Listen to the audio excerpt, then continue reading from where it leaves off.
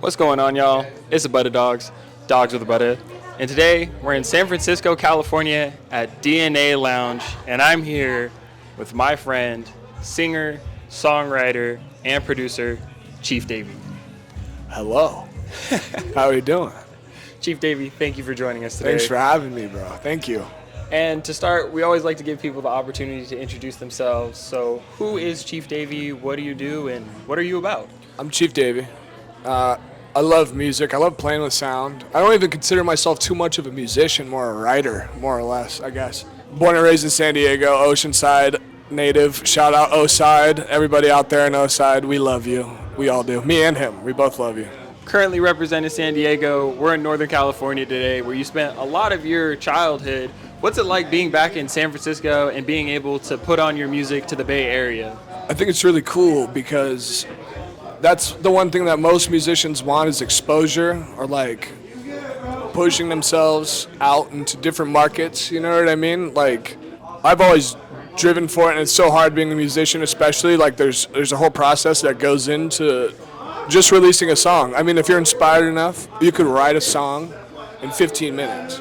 However, you got to do the promo, and if you're on like DistroKid or any other of those distributors, the ones that really help like local independent artists, shout out to them, you're going to have to submit it to your playlist curators. There's a whole list of websites that you can go to while also trying to dodge the bot streams. You don't want bot streams, they'll take you out real quick. And so along all those processes, some people do just get tired.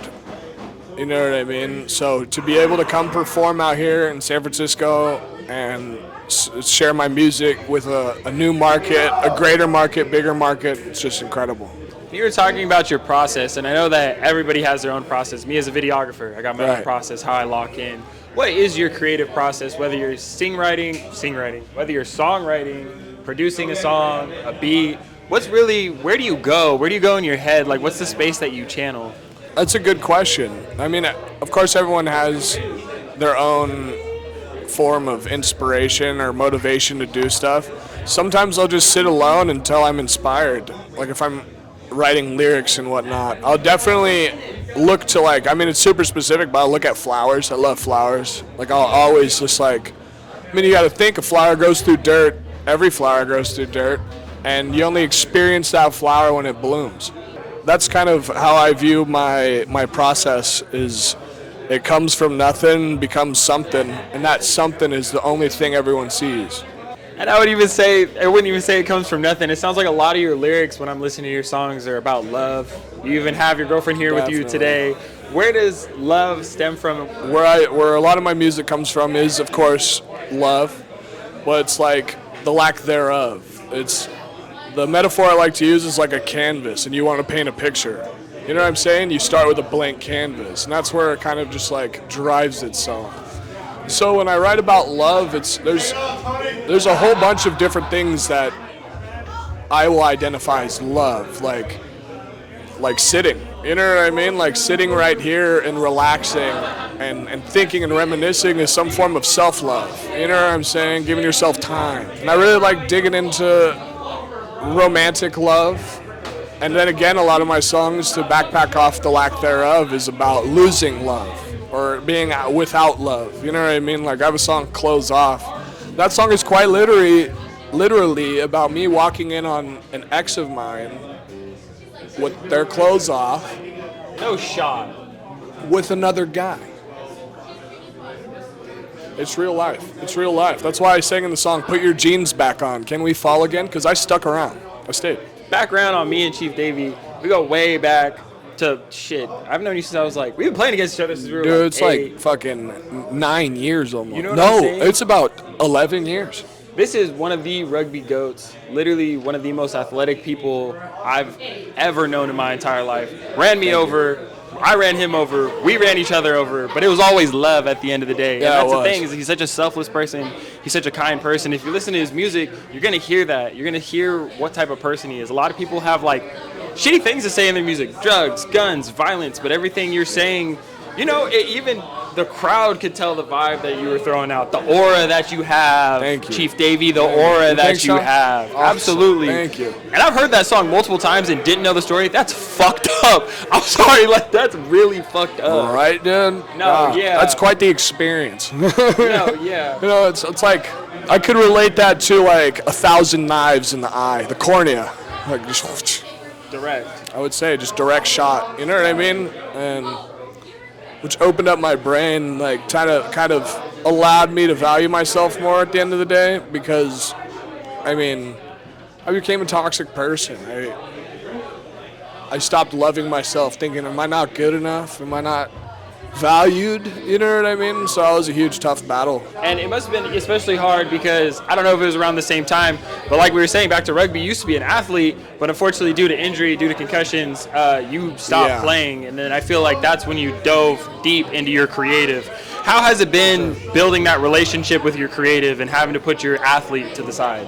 You know, being concussed is such an interesting like dilemma, because when you're concussed and you have something as severe as traumatic brain injury, you are essentially sitting in a dark room for months on end, no stimulation, no nothing. So when you have the absence of everything, you start making stuff up yourself.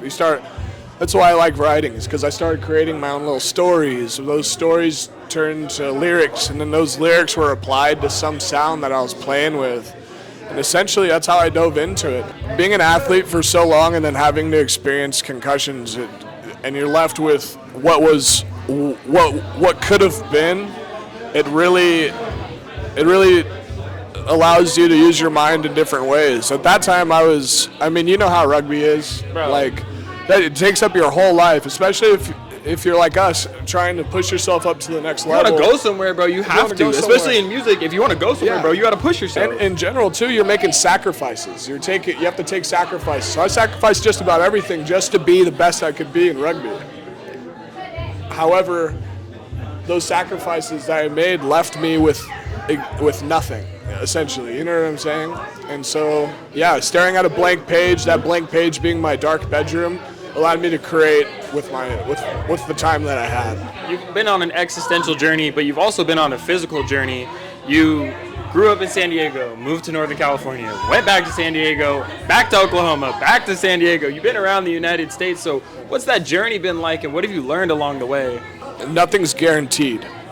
Nothing is ever guaranteed. Your hometown isn't guaranteed. Your hometown changes. You know what I mean? That's why we call it our hometown. You know what I'm saying? I'm going to San Francisco, but that's my hometown, San Diego. So it's you put a title to things that you love, and then there's also that principle of heartstrings. So like being across the country, because I also went out to Georgia. I went up towards like New York and Massachusetts and stuff. Everything you hold dear to yourself is back at home, and when at home, you miss a lot and you miss out on things. So I guess the biggest takeaway that I had essentially was to not take the people around you for granted. I mean, I've been hitting you up consistently since those, and I haven't seen this guy in years. You know well, when it's love, you show back up. When Chief Davey hits you up, you show back up. It's not even a hesitation. When you got a friend, it doesn't matter around the world, on the other side of the country, you're always going to show up because it's love at the end of the day. It's your heartstrings, man. Your heartstrings stayed tuned. They stayed tied up. You know what I mean? What would you say is your biggest accolade from everywhere you've been, from the songs you've created and things you've done? What do you really hold your hat on that you're most proud of? Being told I'm good enough. Being told that it is enough. You're doing it. You know what I mean? That's a simple gesture. That's why on stage I was telling him, like, I hope you say I love you to the people who you're around. You know what I mean? Like, you never really know when it's the next time you'll be able to say it. You know what I'm saying? And so essentially it was understanding that I'm good enough. And what do you want to tell to like all your fans, to all the people that are closest to you, to the people following you through your journey, through the music you're making? What do you want them to know? What do you want them to feel through your music? It's different for everybody, and I write in a lot of metaphor. So I guess it's that, how can I word this without sounding cliche? You know, I want you to feel awesome, you know what I mean? Like, no, but I guess with like my music, it's melancholy, but then it has like a wash of metaphors and and principle over like direct meaning. Like I have a song called Stoneflower where I'm singing about siblings, and you wouldn't even thought listening to it because the whole thing's metaphor. I want people to feel all right with themselves. You know what I mean? Like it sounds happy-go-lucky, of course, but I just want you to feel like happy with yourself. Like, you know, I'll experience things so you don't have to, and if you do, we'll experience it together. You know what I mean? Even if you're just the one guy listening to my song, one guy, girl, or person listening to my song, like, sorry, if you know you're not alone. You know what I mean? Like, everyone experiences things, and I love the fact that most of my songs are metaphors because you can digest it the way that you digest things. You know what I mean? We all have different values, and all I want is for someone to feel valued. You know what I mean? You do a great job of that. As being your friend, being a lifelong friend with you, I know every single time I'm around you, I got a smile on my face. While you were on stage, I was there recording, happy. I was just happy to see you doing your thing. You're always there. My girlfriend met you today. She had a smile on her face, and you made her feel safe. And I really appreciate you for that. Awesome. You're really one of a kind, Chief Davey, and I really appreciate your time. Thank you. And what's next? You're in San Francisco today. I know you got a flight back to San Diego tomorrow. What's next for Chief Davey? You got an album coming soon. You got a tour coming soon. I got some fun stuff coming up. So if that will be announced on my Instagram, you can follow me on Instagram, Chief Davey. You'll find all my fun stuff there. I post on my story regularly, but I have a cool announcement coming up soon that I cannot disclose yet. However, next it's just to create, and just to continue to create, continue to find inspiration in the things that go around. You know what I mean? Find more flowers. That's beautiful. Again, thank you for joining us today. Thank you for hitting me up. Thank you. Thank you for coming to Northern California and blessing us today on the stage. And thank y'all for tuning in. And we'll catch y'all on the next installment. But for now, Buttadawgz out. Follow me on Instagram, Chief Davey. Peace. Thanks for watching the video. Don't forget to like and subscribe Buttadawgz on YouTube, Instagram, TikTok, and Twitter.